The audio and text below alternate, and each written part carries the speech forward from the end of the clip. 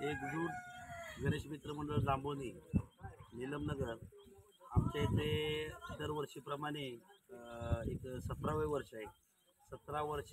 झाले अखंड परंपरा गणपती मंडळाची या ठिकाणी आहे आणि अतिशय भक्तिमय वातावरणात एक 11 दिवसाचा गणपती असतो आणि 11 दिवसाच्या गणपतीमध्ये गजेडोल नृत्य असते,